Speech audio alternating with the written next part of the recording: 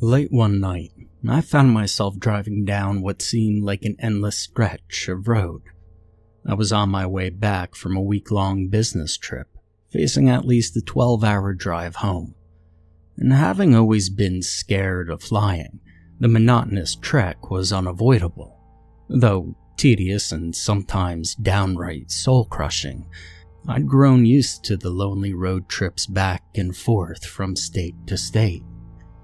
In an effort to minimize my commute, I usually refrained from making pit stops. I would push through exhaustion and discomfort, making my way home in one fell swoop. I would then enter my bedroom and meet my blankets with a hard thud, falling asleep almost immediately after my head hit the pillow. Picturing my eventual slumber is what kept my foot on the gas pedal. But on this drive, however, I grew particularly hungry. I tried to ignore the feeling, but this became increasingly difficult as the night went on. I found myself longing for sustenance, fantasizing about dreadful gas station food, anything that would placate my insatiable late-night hunger. I was between a rock and a hard place, as tightly squished as one could be. So, unable to fight off the urge to eat any longer, I gave in to my stomach's groaning and got off the highway somewhere in Massachusetts.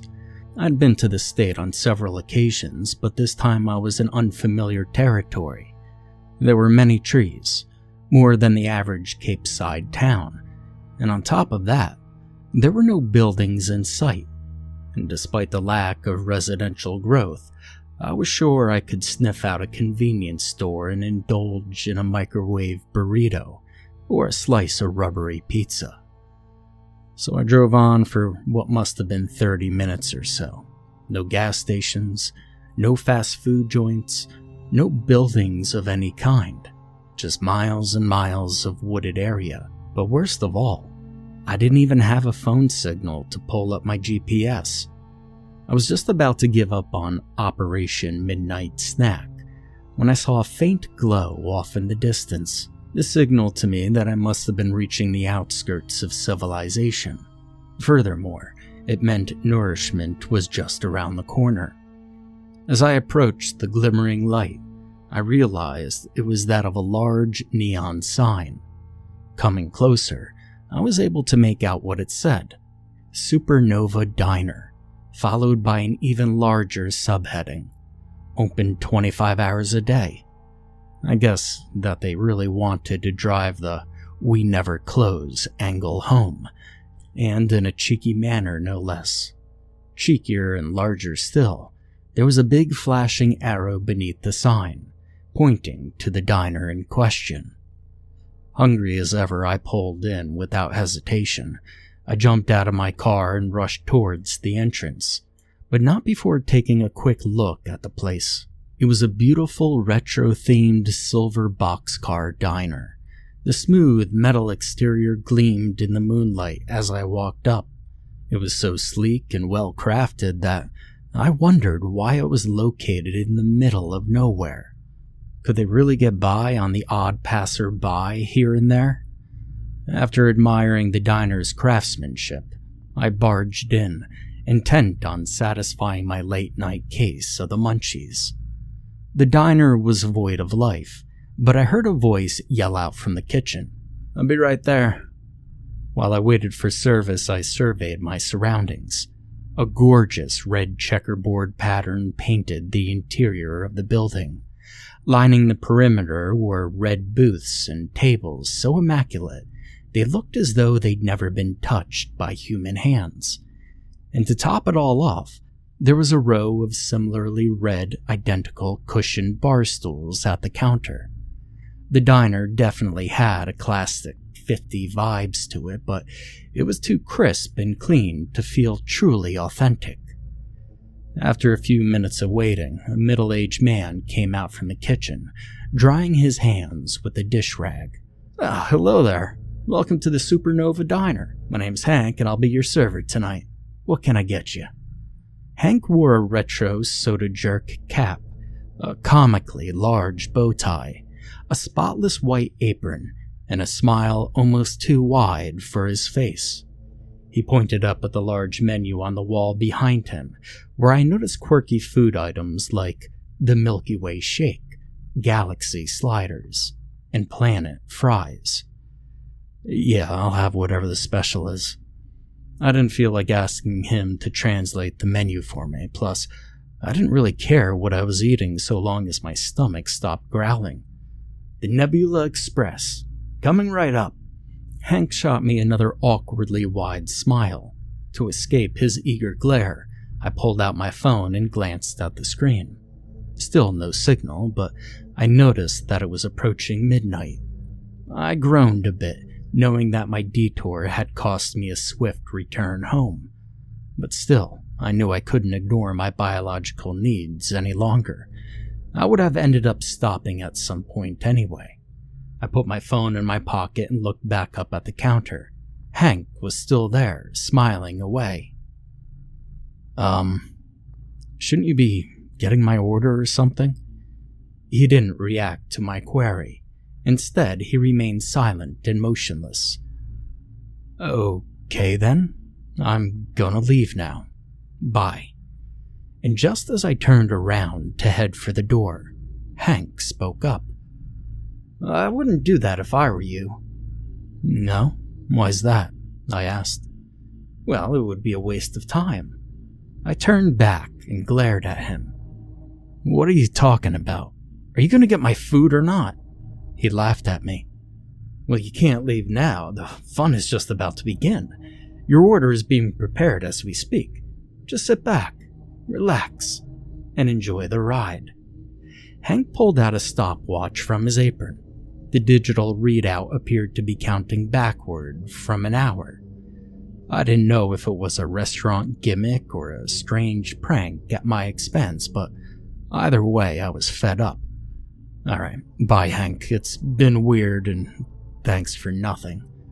I turned around and continued marching towards the exit, and as I did this, my jaw dropped. The door was gone. My eyes quickly darted from left to right, revealing to me that the windows had vanished as well. There was nothing but continuous wall on either side of me. Perplexed, I looked back to Hank. He chuckled to himself, then asked me a question. So, how do you like your meat? What? I asked, completely dazed. Your meat? How do you like it?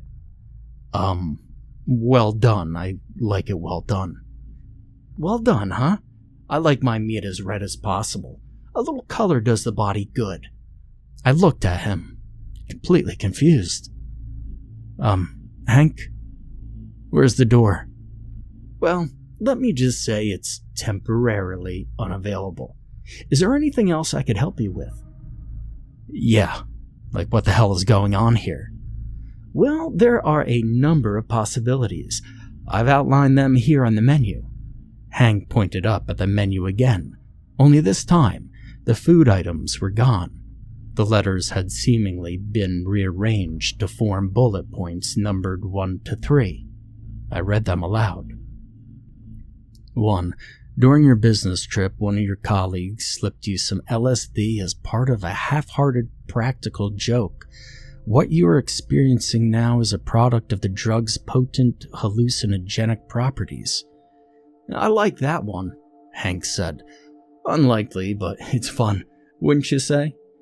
I moved on to the next possibility. Number 2, you fell asleep at the wheel. This is merely a vivid dream that will continue until you inevitably crash your car and die on impact. Alternatively, you may have already crashed your car and lived, albeit barely. You're currently in a coma, and your sleeping mind has formed a narrative based on the hunger you felt before the accident. The diner is a metaphor for the coma itself, and you won't escape until you awaken, which may very well be never. Hank bore a look of concern. It's a little morbid, I admit, but it is possible. I reluctantly looked at the last option. Number 3. Something supernatural is afoot. Mysterious forces beyond your comprehension are at play, trapping you in an otherwise normal eatery. These forces will not allow you to leave under any circumstances, and the best thing you could do is accept this and allow yourself to succumb to whatever classic paranormal tropes are thrown your way. Death will be your only escape." "That's all I could come up with," Hank said. "I'm not sure myself, but I'm leaning towards number 3. "What the hell, Hank? What the hell is this? And shouldn't you of all people know?" "Yeah, well, you would think so, wouldn't you? But I guess I wouldn't tell you if I did, now would I?" He offered me another cup of his smiles as a consolation. I wanted to punch it clean off his face. Instead, I partook in a nervous breakdown of sorts. I slammed my body up against the wall where the door had been. I screamed at the top of my lungs, and I even grabbed a few bar stools and tossed them in different directions, as hard as my arms would allow. All the while, Hank remained calm and still, his lips stretched from ear to ear. And just as I was about to take a swing at him, the kitchen door behind him popped open. "Oh, your order must be ready. Why don't you come with me, please?" Hank disappeared into the darkness beyond the kitchen's doorframe. I stayed behind, hesitant to follow him. After a few moments, I heard him yell out to me, "Well, come on, kid. Aren't you hungry?" It was true. I was hungry. But I was more so cautious, especially given my peculiar situation. And because of this, I sat down in one of the booths and waited. I didn't know what I was waiting for exactly, but it was all I could bring myself to do at that very moment. It wasn't long before I heard Hank's voice again. "You can't wait out there forever, kid." As if in response to his statement, the lights in the diner began to flicker. And then, one by one, they were out, spreading darkness from booth to booth. Eventually, I was left with just one bulb above me, wavering in and out of life. It provided me with just enough light to make my way to the kitchen, and Hank knew it.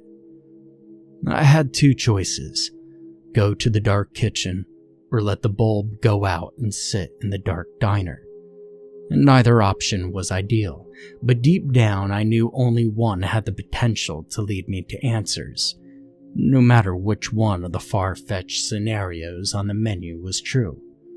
And as such, I gave in to the narrative that was unfolding around me. It was clear to me at this point that fighting it was futile. As I passed the threshold into the kitchen, the door shut itself behind me. Bright light poured out from the ceiling, washing over the entire room, revealing vibrant white walls and flooring. In the center of the room was a chair, slanted in a diagonal position, not unlike one you'd find in a dentist's office. Next to the chair was Hank, who had traded in his diner uniform for a flashy white lab coat.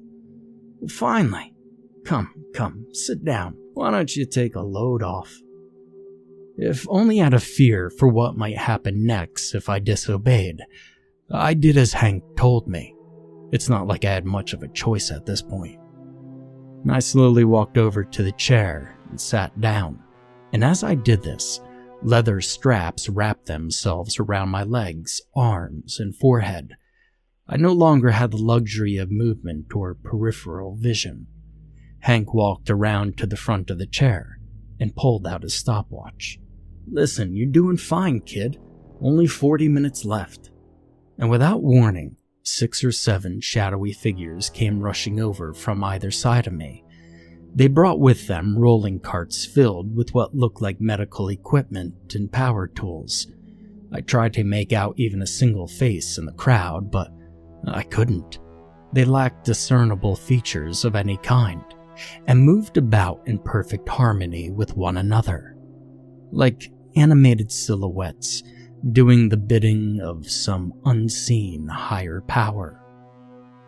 Over the course of the next few minutes, the figures poked and prodded me, drew blood, took hair samples, and inserted their utensils in places that, well, I'd rather not discuss. As much as I squirmed and screamed, none of them reacted. Not even Hank. Feeling helpless, I eventually stopped struggling and simply braced myself for each needle that penetrated my skin. It made things a little more tolerable. After a while, the figures stopped. Instead of going away like I hoped they would, they traded their needles and test tubes for surgical scissors and began cutting my clothes off of me. This continued until I was completely naked. I tried talking to Hank, but he was too busy playing around with the samples that had been collected. Even if he did respond, no amount of encouragement could have prepared me for what happened next. Using nothing but scalpels and brute strength, the figures began cutting away at my skin. It was an absolutely horrific orchestra of deadly incisions, and one that continued until they peeled off every last bit of my epidermis. For one reason or another, I remained both alive and awake during the entire ordeal. Though at the time, I wish I could have died. The pain was excruciating and came in waves, and just when I thought I was going numb, another unbearable, sharp, throbbing sensation would overtake my entire body. I'd never felt anything like it before, and by the end of it, my ears were ringing from the volume of my own screams.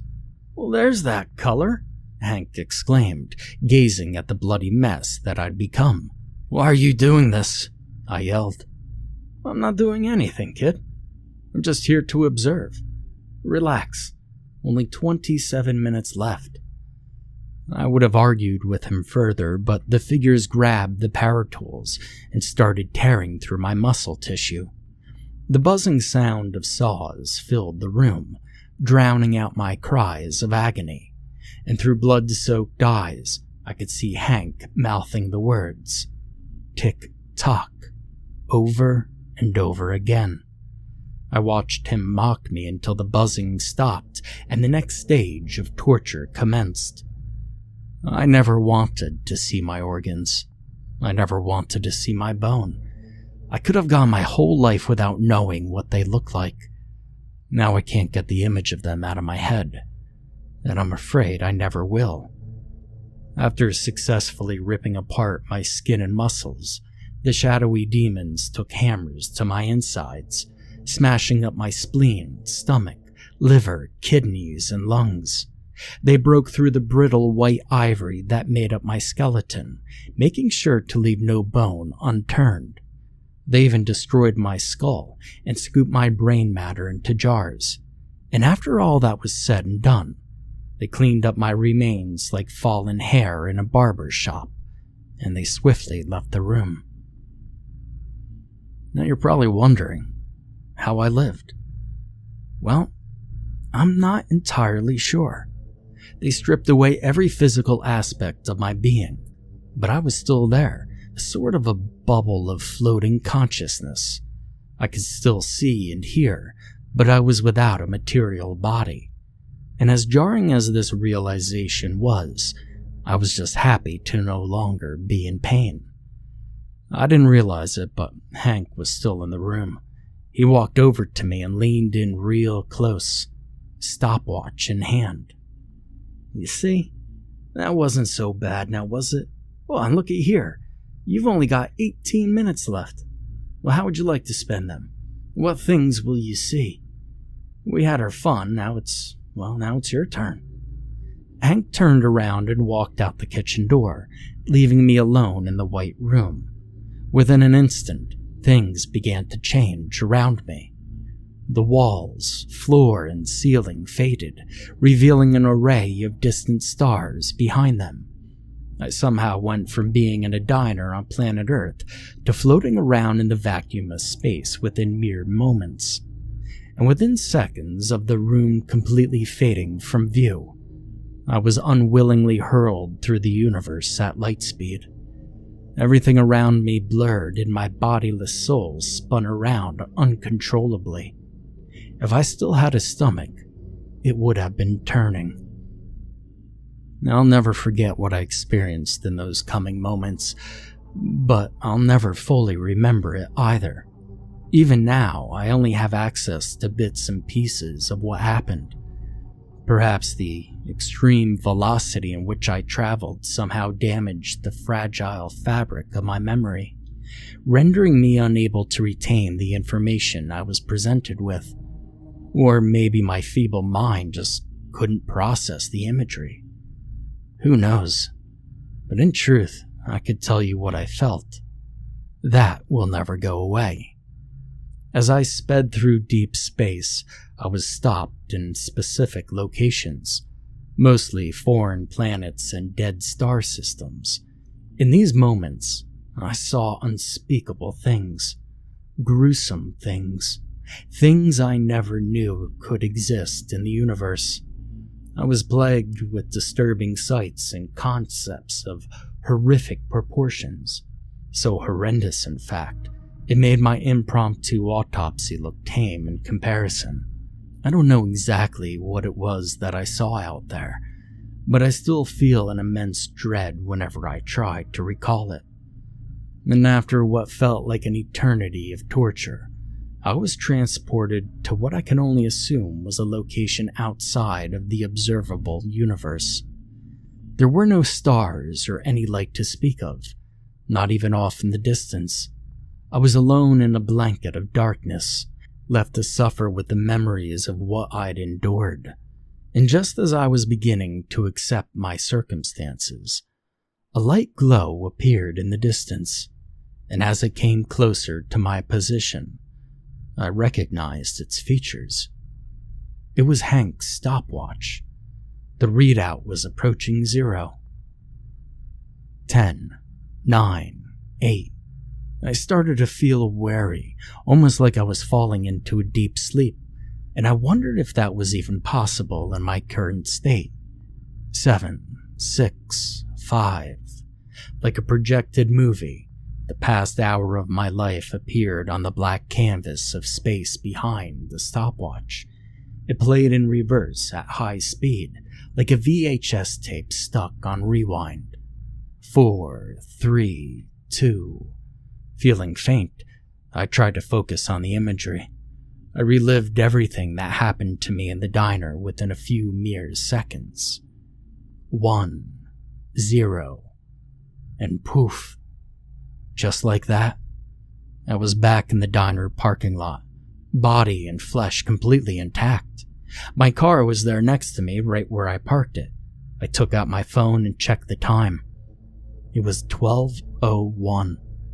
Everything had returned to normal somehow, to the way it was before. Elated, I jumped into my car and started it up. I was about to drive off like a bat out of hell, but I decided to take one last look at the diner. Somehow, within its walls, there does exist an extra hour in the day. How that's possible and what its purpose is, well, I can't be certain. Maybe Hank was right, and that third scenario had something to do with it. The only thing I do know is that I survived, and I won't be making another pit stop anytime soon, no matter how hungry I may be. And just then, before my very eyes, the diner lifted itself from its foundation and flew upwards into the night sky.